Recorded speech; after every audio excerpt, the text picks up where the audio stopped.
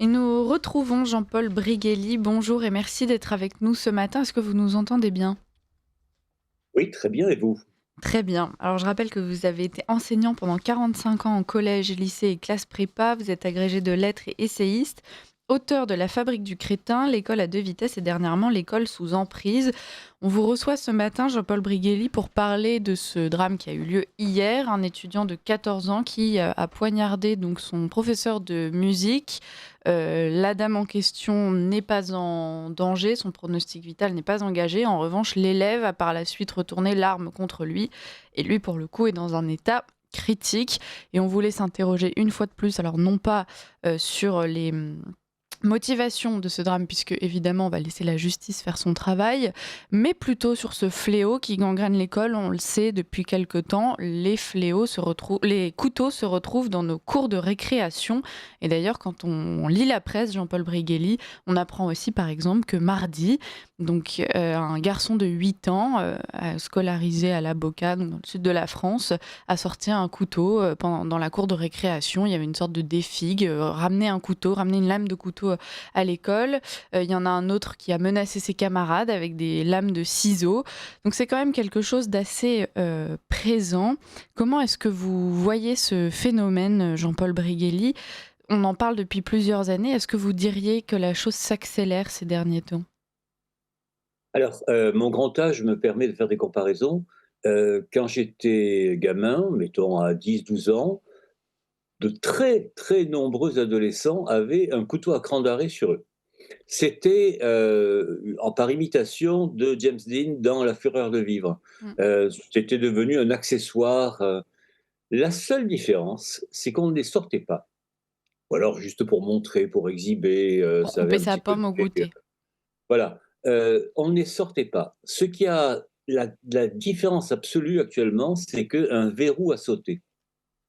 Disons, normalement, on a, vous savez, un surmoi qui nous empêche de faire de laisser nos pulsions au premier plan. Depuis, alors c'est très daté, ce sont ces 10 dernières années, il y a eu un tel défaut d'éducation de la part des familles, ça c'est un premier point, et une telle impuissance de l'école à canaliser les élèves, que les pulsions les plus élémentaires remontent. C'est pas la société qui est violente, les enfants sont violents. Si on n'admet pas ça, on est dans le monde des bisounours. Rappelez-vous La Fontaine, c'était dans Les Deux Pigeons, il parle, mais un coquin d'enfant, et entre parenthèses, il rajoute, cet âge est sans pitié. Ce que l'on apprend en grandissant, c'est justement à juguler ses pulsions, et on ne l'apprend plus.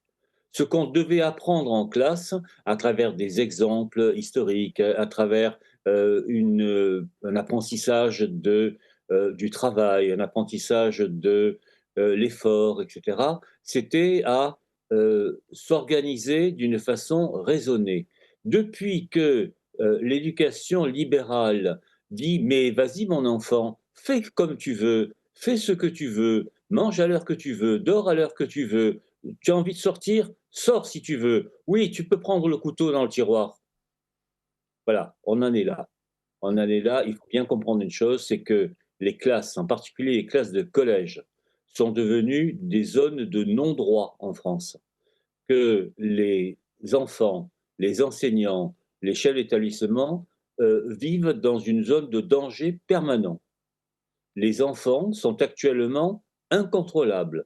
C'est globalement qu'il faut les reprendre en main. Et je ne dis pas 2 ou 3, ce sont des bandes entières que l'on croise dans les rues. Alors j'habite Marseille, si vous voulez, le phénomène de ce ne sont même pas des bandes, des petits groupes de 3, 4 gosses qui devraient être en classe et qui n'y sont pas, qui n'y vont que quand ça leur chante, qui n'y vont que pour semer le désordre, qui ne sont incapables très souvent de rester assis.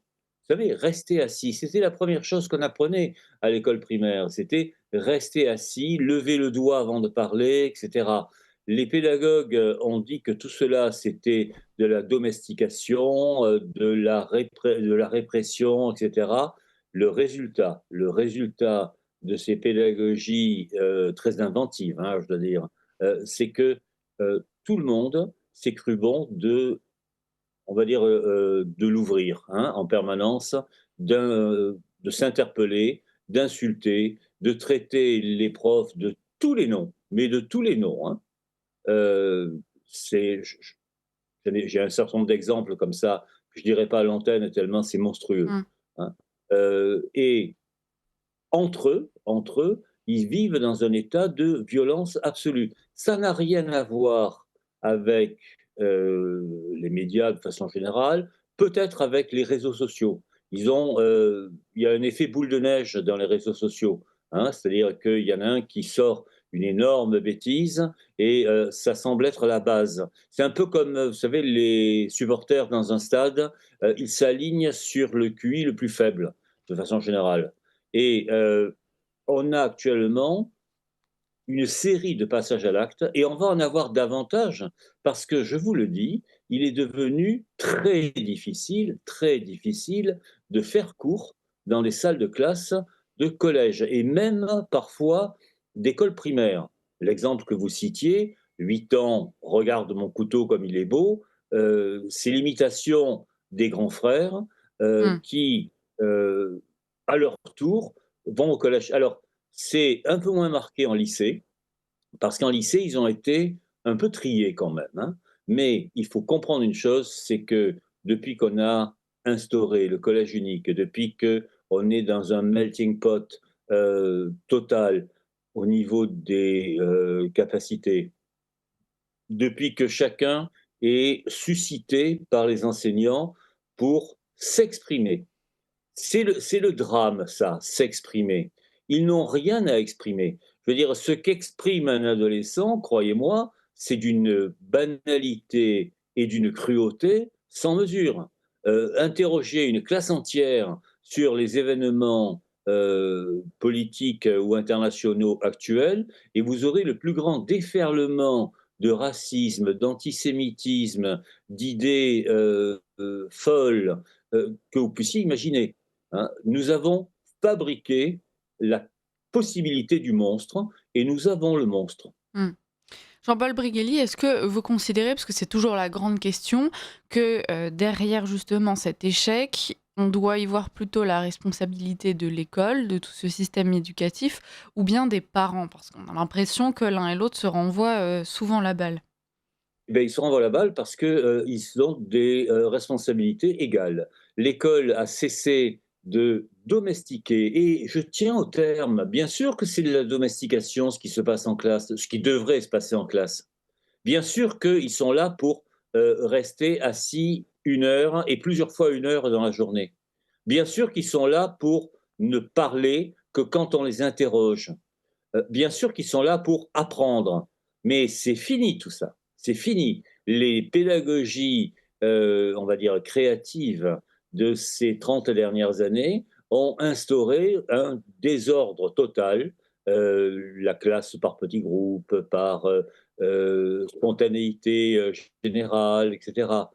C'est absolument terrifiant et par ailleurs, beaucoup de parents, heu, en particulier d'ailleurs dans les classes, sociales les plus aisées, hein, les CSP+, on a parlé, vous avez dû en parler vous-même, des conflits qu'il y a entre les parents et les grands-parents lorsqu'on passe les enfants à leurs, aïeux. Les grands-parents ont encore une structure un peu rigide Mmh. que les parents condamnent. «Laisse-le faire, s'il ne veut pas en manger, vas-y». Enfin, combien de fois est-ce qu'on vous a dit quand vous étiez petite, heu, mange ce que tu as dans ton assiette, goûte-le au moins, et sinon, tu vas dans ta chambre et tu la boucles. Voilà. Actuellement, c'est je m'en fiche, j'ai mon smartphone, j'ai mes écrans, je vais parler avec mes copains et je t'emmerde, connasse. Voilà. Mmh. C'est ça, la jeunesse actuelle. Et on l'a cherché. On a cherché à développer une spontanéité. Alors, n'en déplaise aux admirateurs de Rousseau, etc., le fond de l'enfance est terrifiant, terrifiant. Le fond de l'enfance, c'est la violence du primate. Voilà. Si l'école ne restaure pas l'ordre, si l'école ne restaure pas un minimum de répression, si les parents ne comprennent pas qu'ils se faciliteront la vie en imposant des règles, on va vers une société de tuerie généralisée. Mmh. On observe déjà dans la presse qu'on tente de dresser, c'est ce qui se passe à chaque fois quand même, le profil, de l'agresseur. Là, c'est un adolescent qui avait été placé en famille d'accueil. Il avait déjà été maltraité par sa famille. Il était a priori handicapé et il se trouve qu'on retrouve dans ses cahiers, des symboles nazis. Tout de suite, évidemment, on tente de dire que pour une fois, c'est l'extrême droite et qu'il faut surveiller l'extrême droite et que c'est l'idéologie d'extrême droite. En réalité, bon, c'est quand même, le plus souvent, des profils, islamisés, hein. Il faut dire, les choses parce qu'il y a des chiffres qui devraient exister là-dessus. Est-ce que c'est pas une façon justement de détourner l'attention du problème, Jean-Paul Brigelli, de faire croire qu'en fait, c'est quelque chose, c'est cette extrême droite qui plane au-dessus et que sans elle, tout ça n'existerait pas? Qu'est-ce qu'elle est forte, l'extrême droite, hein. Elle arrive à conditionner les gamins, à conditionner les parents, c'est fabuleux. Bon, dans l'affaire en question, c'est une abomination. Je veux dire, c'est un pauvre homme, mais vraiment, à Mmh. tout point de vue, hein. Je rappelle qu'il est plus ou moins en train de mourir, là, en ce moment, hein, Ouais. et qui a agressé une enseignante âgée, vraiment âgée, qui continuait à faire cours de musique, enfin, ce ne sont pas les enseignants les plus terroristes, les profs de musique, hein. Généralement, Heu, on aimait bien les cours de musique, voilà, on aimait bien. C'était une détente, et cetera. Heu, Elle a 62 ou 63 ans si, Mmh. d'après ce que j'ai lu. Elle continue à travailler, peut-être parce qu'elle en a besoin et peut-être parce qu'elle adore ça, hein. Bah, là, c'est fini. Elle a été frappée au visage, ça va être difficile de réparer les dégâts, psychologiques. Lui, il est hors jeu. Il n'a pas crié Allah Akbar, en la frappant, mais comprenons-nous bien, ceux qui se prennent pour des djihadistes, d'opérette, ne croient pas plus à ce qu'ils, proclament. Ce sont juste des boules de nerfs qui se déchaînent. On est dans une période de déchaînement des instincts, heu, ce qui, en général, se fait entre 0 et 2 ans, vous voyez? Mmh. À 2 ans, heu, à 2 ans même, c'est l'un des moments les plus délicats. Vous savez, en anglais, on dit «the terrible two». Bon, ben, The Terrible Two, actuellement, il va jusqu'à 16 ans. On devrait parler des Terrible 16. Là, il en a 14. Bon, on va en avoir de plus en plus. On en a déjà de plus en plus, hein. Ça n'existait pas il y a 15 ans. Ça n'existait pas. Les efforts combinés, des, sociologues et des psychologues ont produit une génération entière. Alors ça n'a pas commencé avec la génération Z, c'est les générations suivantes, hein. Le confinement en 2020 en a rajouté une couche. Ça a ensauvagé, totalement, les enfants. Heu, on va avoir des drames, hein, un peu partout, et nous les aurons provoqués. Mmh. Merci Jean-Paul Brigelli d'avoir été avec Merci à nous, vous. pour nous permettre, d'analyser un petit peu mieux, ce nouveau drame. On ne manquera pas de vous réinviter puisque de toute façon, vous avez toujours beaucoup à nous expliquer, sur l'école, son fonctionnement et ses crises du moment. Donc merci d'avoir été avec nous et je vous dis à très bientôt et bonne journée.